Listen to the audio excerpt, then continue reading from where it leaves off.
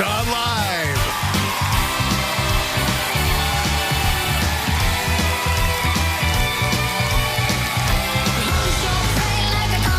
And now, here are Kelly Ripa and Anderson Cooper.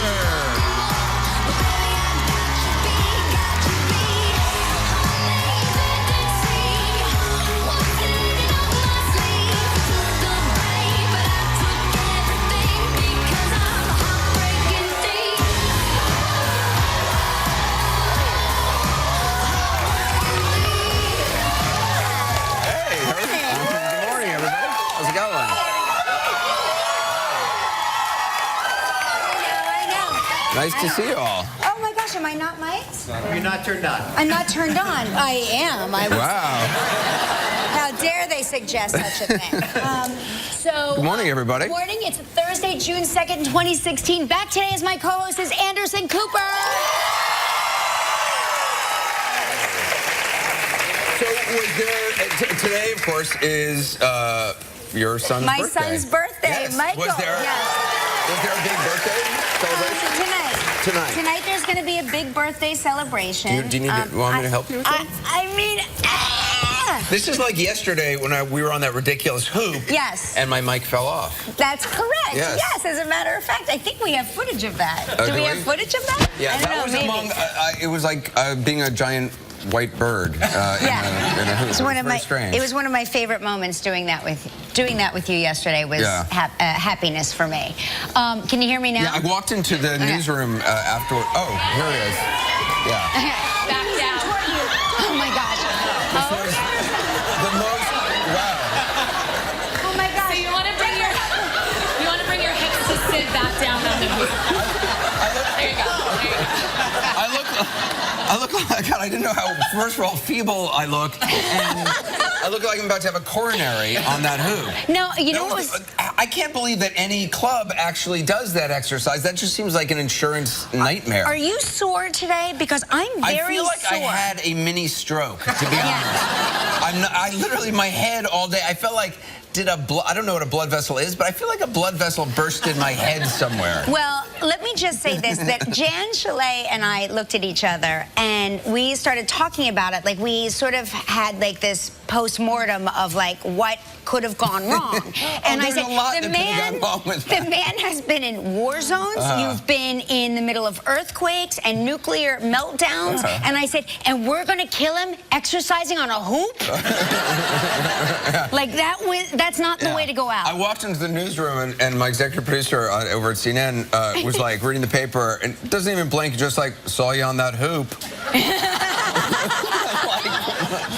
He's like, oh Lord, I'm gonna hear it. I'm gonna hear it now. Maybe I'll bring the hoop home for But would somebody have a hoop like that in their home? It just seems like a lot to produce. Yeah, it's not like a treadmill, right? You don't have your at-home hoop. That's like something you've got to go. Like a treadmill, it's very convenient to hang clothes on. That is true.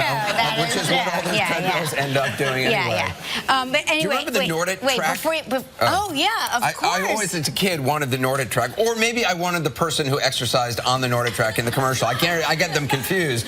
But okay, my friends were looking to buy a house in Colorado, and we went like on a real estate tour, and we saw the Nordic track house, like the guy that owned or created Nordic track, and there was an original Nordic track, like right there in the living room. Really? I swear. Wow. It looked like a relic. Like, it doesn't look like the current Nordic track. Well, yeah. Did you have a Nordic track? No, I didn't. I didn't have any exercise equipment. Clearly, if I had exercise equipment in my home, I would not be so enfeebled on that ridiculous hoop. Well, get ready today, because I know. How come your hoop wasn't shaking so violently as my hoop was? Because I engaged my core. See, I don't have a core. You have a core. No, I have a core. All core. I have a core of like donuts. My core is made up of jelly and donuts, apparently. Well, today do you know what we're doing today? We're doing a fireman's workout. Yeah, fireman's workout. Yeah. So like a fire pole.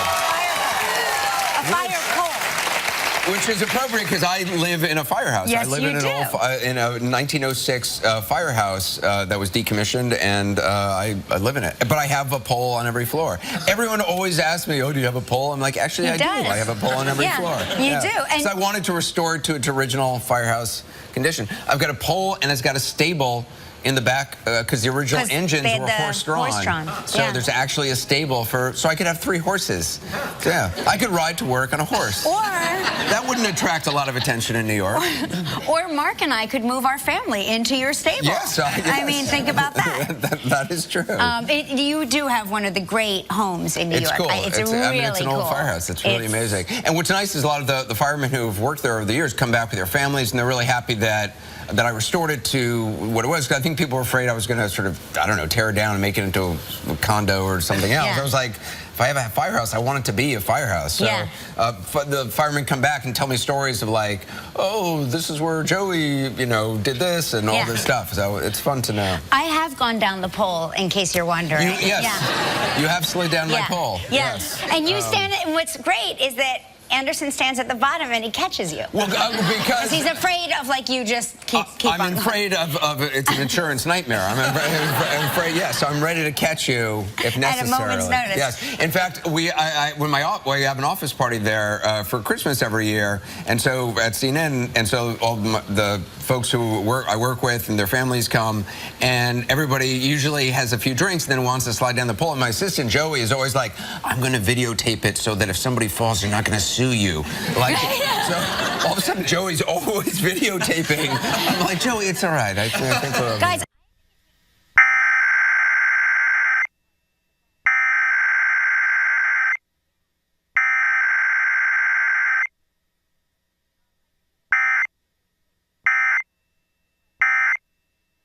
still asleep. So while he's still asleep and it is his birthday, I just want to show his first ever photo shoot. Oh my God. I mean, come on. Wow. That's incredible. Is that so cute? What has he got? He's holding a ball because, at JCPenney's when you did the whole photo shoot, the photo package, you got, you held the, or maybe it was Sears. I guess it was it Sears or? Probably Sears. Sears, right. Yeah, the Sears photos thing. If you buy the big package, they'll so this one, I think this was his second birthday, because we did it every year for 4 years until he had a sibling, and then we never took pictures again of any of it.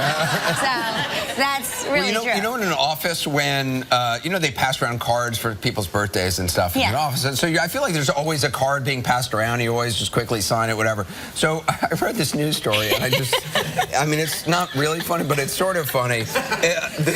A woman known as they were passing around a card, and this person thought, oh God, another birthday card, and just quickly signed it. Turned out it wasn't a birthday card, it was actually a condolence card. But she wrote, "Happy birthday, Mary." And everybody else is like sending you positive support and comfort. Sorry for your loss. Happy birthday. So, just a note of caution, read the card. Oh my Always a good idea to read the card. Oh my gosh, my mom just sent me a thank you note, and I guess she didn't read the card because inside it's a birthday card. Is it it's really? It's really funny. And she wrote this really sweet thank you note, and it turns out that it's a birthday card. Well, I went over to Kelly's house last night, late at night to... when you got off work at 11 o'clock. Yes, I got to work at 10:30 something, and Kelly had a birthday cake for me, which was like, by the way, the greatest birthday cake I've ever had. It was delicious. Well, you like ice cream, so I tried to get you an ice cream God, cake. It was incredible. And they're not as easy to get as you. They're not as gettable. Do you remember as a kid, Carvel? They had those Fudgy the Whale. Fudgy the Whale, but they had those. They always had those commercials with Joe Carvel. It was like It was Joe Carvel? Yeah. Well, Tom Carvel. Yeah, you're right. He was like, I'm Tom Carvel. And I love those commercials. Yeah. And you always thought that he was just ate a bite of ice cream, right? Or had a tracheotomy, something. He had the voice. You would clear your throat. I'm Tom Carvel. Cookie Puss. Yeah. Right. Yeah. There was Cookie Puss. Fudgy the Whale. Fudgy the Whale. A whale of a cake for a whale of a dad. Remember that? They're all the same cake. Right. It was totally. It seemed like it was the same cake, just sort of in a different configuration. So Cookie Puss is the whale upside down. Cookie Puss was Fudgy the Whale. Exactly. But do you know when I discovered that? Here on this show. Oh, really? Yes. I had never. Okay. I'd never put 2 and 2 together that Fudgy the Whale and Cookie Puss were the same, and then you guys brought it to my attention, and do you remember? It rocked my world. It was like, finding out there were two different majors on I Dream of Jeannie. Like, do you remember? Or the dad on Bewitched. Remember when they changed them? And I was like, wait. They look exactly two different. Yes. On I Dream of Jeannie? There were two different ones? Two different majors, and then I think two different Darrens on Bewitched. What? Thank you. What? Yes. What? I swear. I'm not kidding. That was my reaction. Wow, I didn't know that. But they look so similar, or maybe they don't. But in my child brain, I thought they looked so similar. It was the uniform. They were wearing the same uniform. Yes. Yes. And I liked the way she always went major, no matter who she was talking to. It didn't matter. That was my I Dream of Jeannie. What was their relationship? I mean, looking back on that show, I don't remember it all that well. But how did he find her? Well, she was in the bottle. Well, I know, but like, where was the bottle? How did he find the bottle? He came down. He landed in the capsule, and there was a bottle floating. Where he landed? Where he landed. That just seems impractical. That's not. It's a bottle. I mean, when you really analyze it, it's just not very realistic. I mean, I don't want to quibble with I Dream of Jeannie, but. What are the chances he's going to land right where It wasn't like that documentary Gilligan's Island. No, well that's a plausible scenario. Yes. That was a plausible... Okay. Who would you have been on Gilligan's Island? It's my favorite question. I would have been... Well, I totally would have been Gilligan. Or the professor. That's You're either the professor. Yeah. Or you're Thurston Howell. I would have wanted to be Lovey. Yeah. But, do you remember Lovey? I just liked Lovey. She was so, because she was always, like, she's on an island in a mink coat. Who would you have been? I would have probably been... Marianne? No. I would think I would either be Gilligan or also Lovey. One or the other. Lovey. Yeah. I love Lovey because she was so out of touch with her, you know. Oh, Lovey was like, I don't know on what she was taking, but she was taking something. She had a large supply of something that she had taken on that short tour that seemed to last her, for a long time. She always had, her pearls and her gloves and her mink coat. Yes, and something in her medicine cabinet. So I was looking again at the news. There's this, everybody collect. Do you collect anything? Do you have like a collection? I'm trying to think. You don't really have a collection. Mark makes you throw out everything. Mark throws away anything that I've collected or amassed. You guys came to my house in Connecticut this weekend. Which is amazing. And my basement is full of everything I've ever owned, everything my mom has ever owned, everything that, my grandparents have ever owned. Like, we don't throw out anything. Well, you guys have family heirlooms. Like, you have, like, they're like, this is a cannon from the war. Because my great-grandfather fought in the war. It was his cannon. No, we're WASP. I just think, like, this could be used sometime in the future, and I'm not going to throw it out, because why would I want to have to buy something else, again? So why get a new cannon when this cannon is perfectly fine? Exactly. But you guys throw...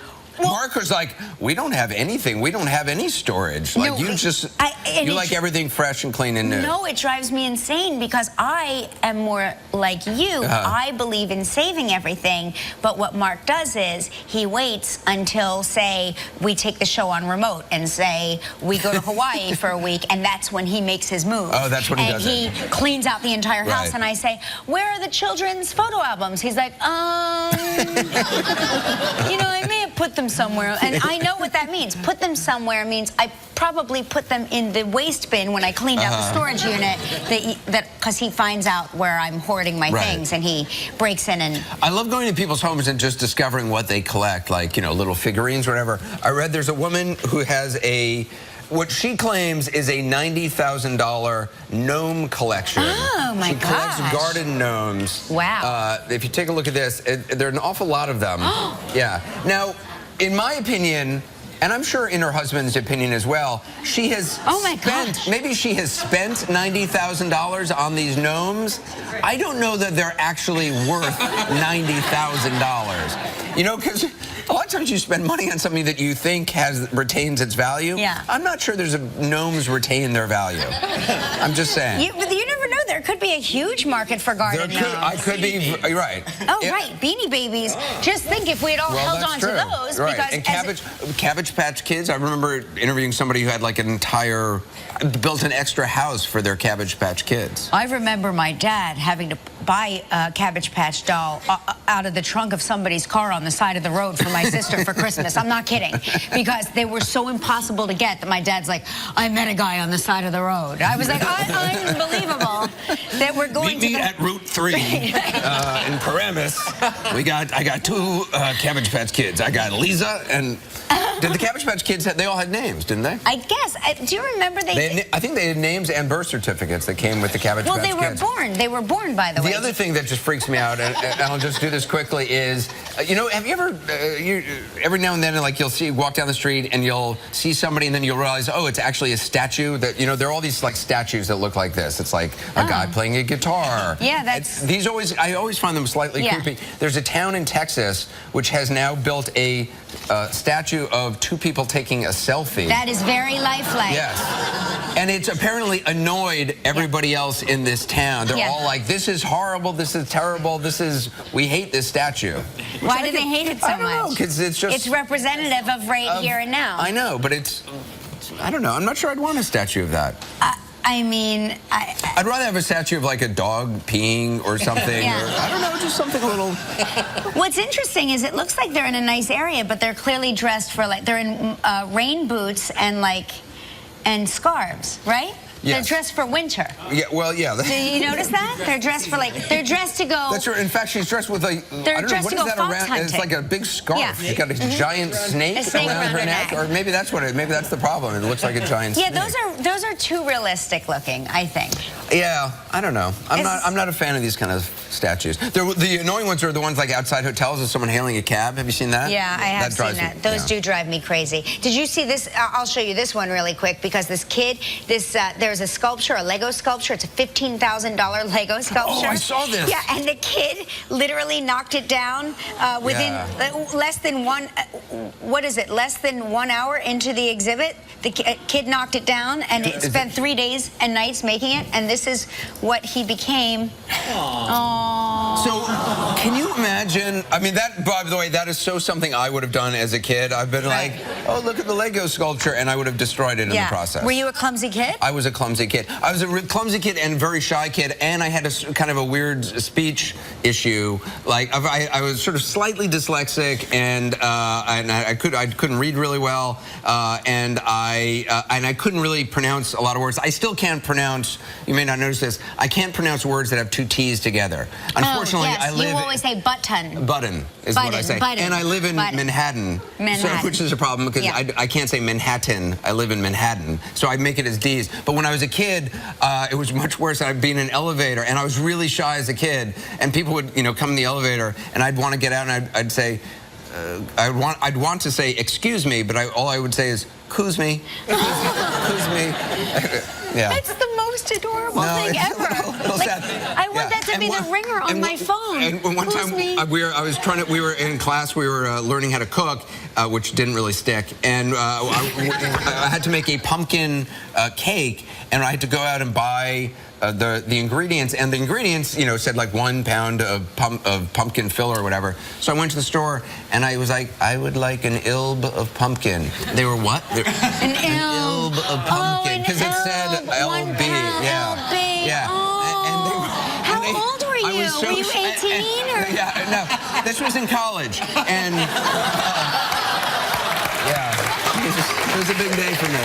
Yeah. He was at Yale back then. Yes, it was my freshman year. I would like an ilb. And the person in the store was like, what? I like the way you're always like, when you talk about your childhood, you're always like, Oliver. Yes, I would like Oliver. Please, sir, I'd like an elb. That's pretty much how it was. Yeah. We have a huge show today. Are you guys ready for it? Beth Behrs is here from Two Broke Girls. We got a musical performance by the group Alexander Jean. Yeah. We continue our summer shred workout when Coops and I try the Extreme Firefighters workout. I Does this, are we lighting anything on fire? Do we need to warn the audience? Yeah. No flames will be No involved. flames. No, but Are we carrying each other on our backs? There's some other By the way, statues you'll be carrying. when we were doing that hoop thing, there was no insurance document that I signed. Oh, yeah, there was nothing. That was on the after waiver to get paid. Was that just an automatic waiver? Yeah. Okay, all right. I've done things on this show I know, they have where done they're things- like, they will hand me something and they're like, here, sign this. And I'm like, it says that if I die, nobody's responsible. And then this one starts circle talking me. He goes, it's all right, this is double indemnity clause. You're covered under our policy and somebody will pay for it. Don't worry about it. It's just covered under us. It's Covered like under us. when you go and rent a car, I'm never sure, do I get the insurance? And then there's always someone saying, oh, no, your credit card does that. But does it really? I don't know. Yeah. And then the insurance costs extra, and then I think, oh, it must be a scam if it costs extra. I never know what to do. That's why I don't rent cars. I take an Uber. Right. Okay, it's time for Spring Skies Travel Trivia.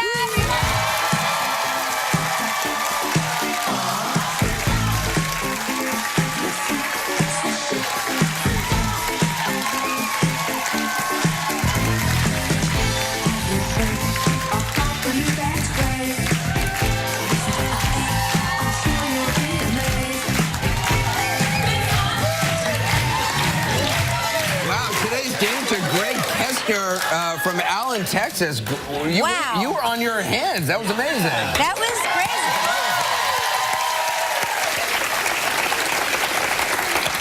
That was very I'm amazed. good. Yes. All right, today's caller is Janet Christine from Beaver Dam, Wisconsin. Hey, good morning, Janet. Good morning, Anderson. Good morning, Kelly. Hi, Janet. How are you? I am fine. That's a beautiful picture. Where are you in this photo? That's on Coronado Island by San Diego. Nice. That sounds swanky. I hear you just celebrated a wedding anniversary. Yes, we did. 33 years. Wow. Congratulations. That's awesome. What's the secret? Janet, we always ask this. What's the secret? Oh, gosh. Marry a foreigner?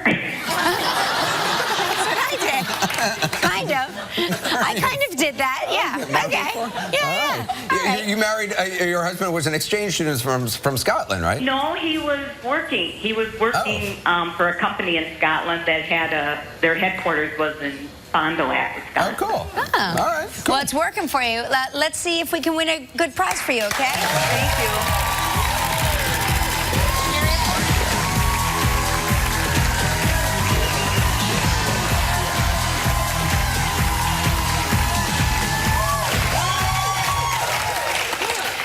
This is a great prize. The Buccaneer in St. Croix, 7 days, 6 nights in a deluxe ocean front room. It includes, oh my gosh, 3 meals daily. What?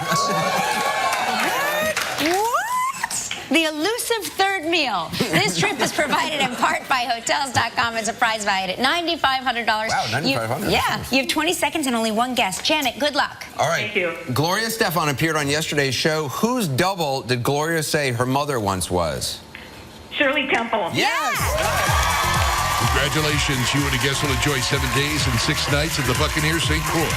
Founded in the 17th century and family-run for generations, the Buccaneer in St. Croix is both historic and modern, blending old-world charm with warm hospitality and the amenities expected by today's traveler. The Buccaneer is a premier destination resort for golf, tennis, water sports, weddings, honeymoons, and family vacations. Your prize is valued at approximately $9,500. Oh, my gosh. Janet, congratulations. Thank you. I'm so nervous. Oh, no. Don't be nervous now. You did it. You won. All right. Are you okay? Yeah. I've been there once, and I've wanted to go back for 10 years. All right. awesome. Well, That's enjoy nice. all 3 of those meals daily. Now you get to help make the day of a lucky member of our studio audience who will receive a $500 appliance package from Cuisinart. So please pick a number between 1 and 228. I'm going to pick 227. Oh, my gosh. 227. Where?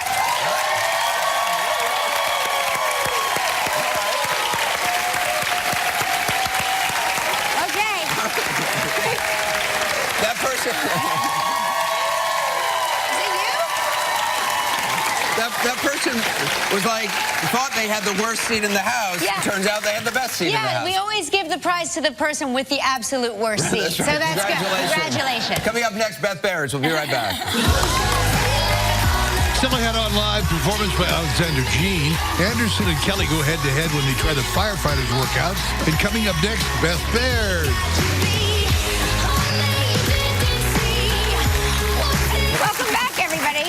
Here comes one of our favorite guests. She's in town to make her New York stage debut, but we know her, of course, as Caroline Channing on the hit TV show Two Broke Girls. Please welcome the one and only Beth Behrs.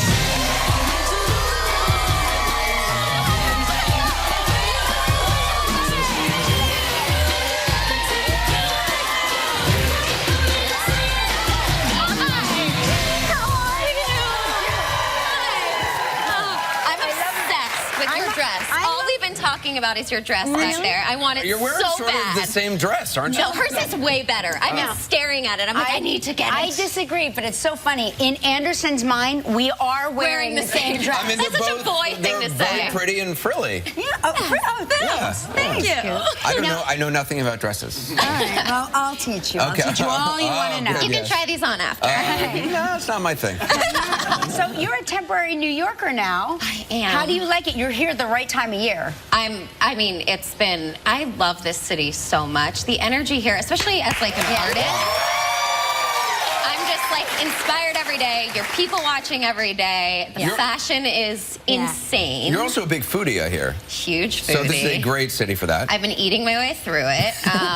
Yeah, we found like, Il Buco is one of our favorites, but then like now in the village next to the theater is East Sodi, and we've been eating our like pizza in Brooklyn all the time, and it's been amazing. So you're a carb burner. I am a carb eater, burner, lover. Yes. That's amazing. And you've got a dog too. Does your dog like New York City? Because dogs... She's the only part of the family that's having an adjustment period.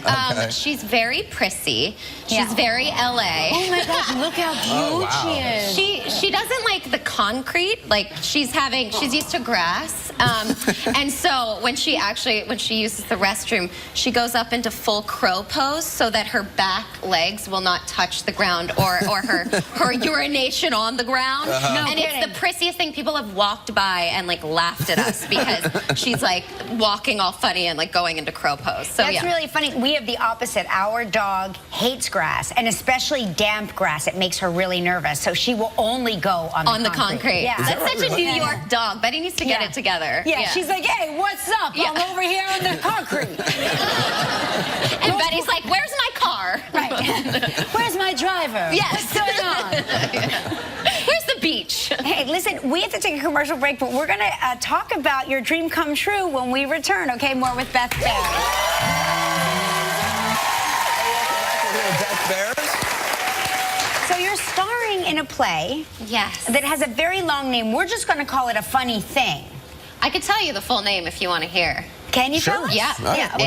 It's early, but I think I can do it. Okay. A funny thing happened on the way to the gynecologic oncology unit at Sloan Kettering Cancer. No, at Memorial Sloan Kettering Cancer Center of New York City. Wow. Oh my God. Yeah. So why do you just call it a funny thing? No, I'm just kidding. I know, right? It makes a great drinking game. Is there actually a poster that has all that on it?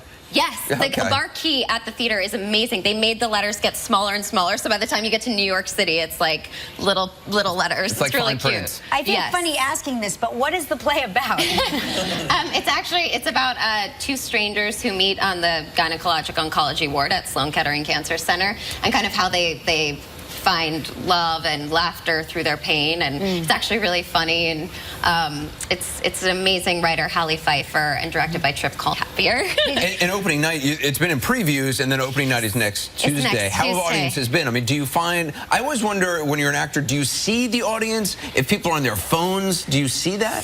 Yes, we actually just had a preview where someone's phone went off twice, and it was like at the emotional crux, the second one.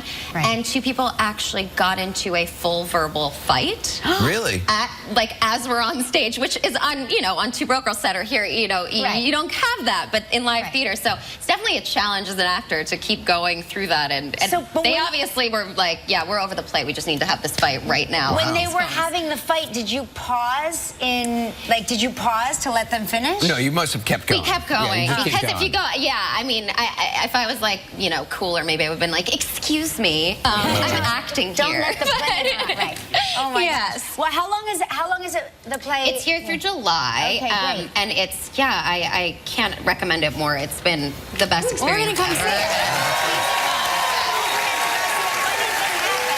It's now playing at the Lucille Lortel Theater through July 3rd. Make sure you check out Beth, Behrs, and a Funny Thing. And coming up next, the Extreme Firefighters Workout.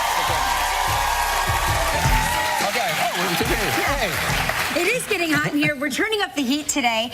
Anderson and I are getting our bods ready for the beach. Yeah, dude. With the Extreme Firefighters Workout. Here to help us is Paterson, New Jersey firefighter and Crunch fitness instructor, Paul Lauer. Hey, Roger. Hey, Paul, how are you?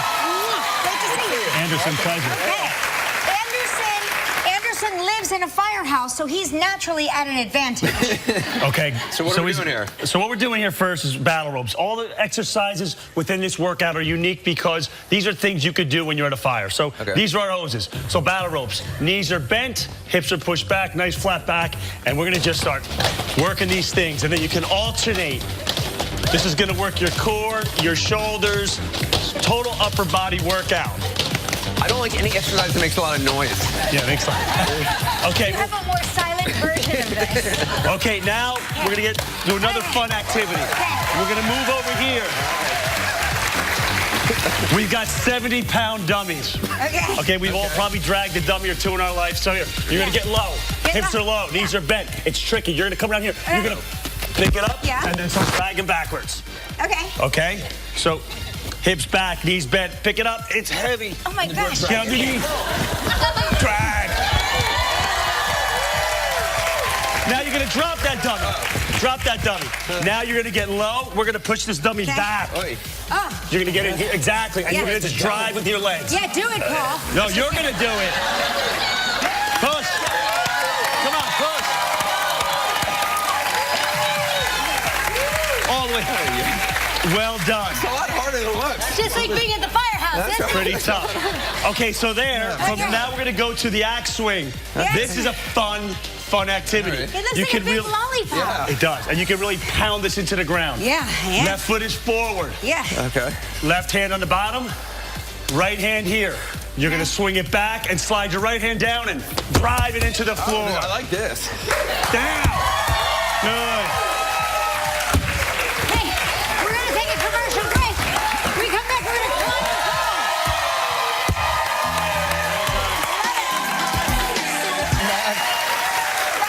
Paul Lauer, who's a firefighter and a fitness instructor. So what's next? Primal crawl. So you're in a fire building. You got to stay nice and low. You're going to do opposing arm to leg. So it's I always have trouble just like that. We're going to crawl across the floor. I can't even get started. Rear end's low. There you go. Perfect. Perfect.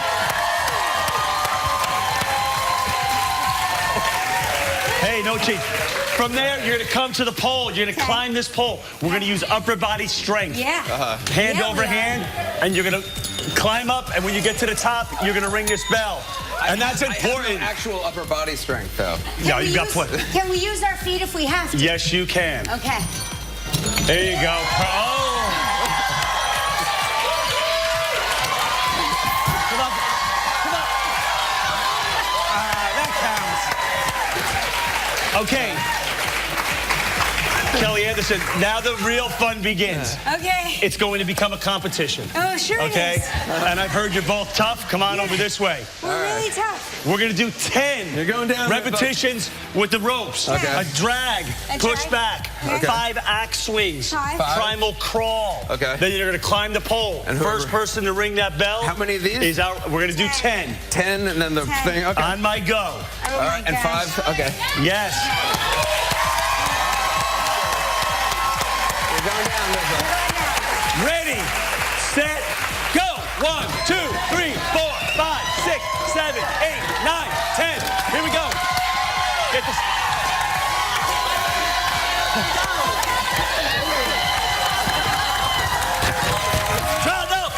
you've got to push it back. Come on.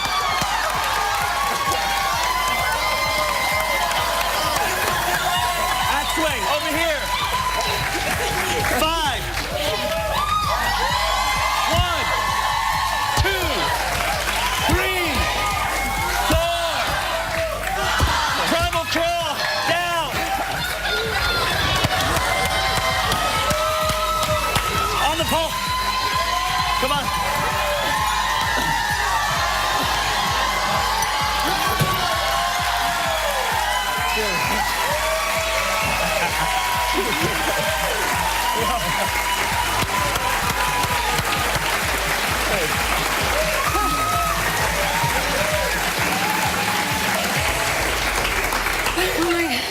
That was really easy.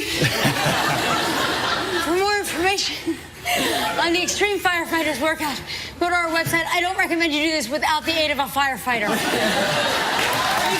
done, guys. Thank you, Paul. Thank you. Well done. Performance. That was hard. Live's Extreme Firefighter. Congratulations. That was great. Thank you. Of course, that's Mark Ballas, you all know, and BC Jean. How did you come up with the name Alexander Jean? It's our middle names. Yeah, I'm Mark Alexander Ballas, and she's BC Jean. There you go. And you guys recently got engaged. We did, yeah. We got engaged. Yeah. Thank you. How'd you pop the question? Oh man, we're building a house right now. We're remodeling it, and it's a complete construction site. And cut a long story short, I decorated the whole thing like 60s Woodstock. Had all our favorite rock band posters on the walls, He knows lanterns, well. and Yeah, he crushed it. I dropped to the knee. I did the whole thing. Oh, you got it. I did the knee. Oh, yeah, that's amazing. That's awesome. And you're starting a tour soon, right? Yep. We're heading out on tour. June 17th. June 17th. Yeah. Santa Ana. Starting in Santa Ana, coming everywhere all over. Finish the in States. LA on July 23rd. So That's awesome. us and our dog. Okay, that's great. Well, make sure you get Alexander Jean's debut EP. It's available tomorrow, everybody. And we'll be right back. Thanks so much for being here. That was great. Tomorrow on Live, Mark Consuelos. Welcome back. We should also wish a happy birthday to our friend Andy Cohen. It's his birthday. Andy Cohen's birthday as well. His birthday That's as right. well. Yeah, and yours tomorrow. Mine is tomorrow. Yeah. So, I made a joke about we should do a statue of a dog peeing. Ellen Miller sent us a tweet saying apparently Brussels does have a statue of a dog peeing. Hey! I actually kind of think that's funny. I actually kind of like that one. I love our viewers so much because they really pay attention. I always think that nobody is listening to us, but they pay attention. Listen to this. A tweet from Christina said, Dick York and Dick Sargent both played the Darrens on Bewitched. So not only did they look alike, they had the same name. Wow, okay. Okay, so good there to you know. go. Also, so yesterday on the show, you showed Kelly had brought me this big golden swan to put in the pool that we took forever to blow up. Yeah. That's me trying to get on it. It's impossible to get on. You were adorable. Diana Radecco from Buffalo, New York says that her son Miles at age 4 says if he can do it, I should be able to do it as well. So there's Miles, age 4. He has no problem. No problem. What's wrong Miles with you? is much more coordinated than I am, as we saw. I just want to thank you for being such a great host. I my God, love it was so having much you fun. here. And don't forget to watch Anderson Cooper 360 weeknights at 8 p.m. on CNN. It seems like you're on 24 hours a day now, though. You know, there's a lot going on in the world. On tomorrow's show, Laura Linney, Paula Abdul, and Mark Consuelos.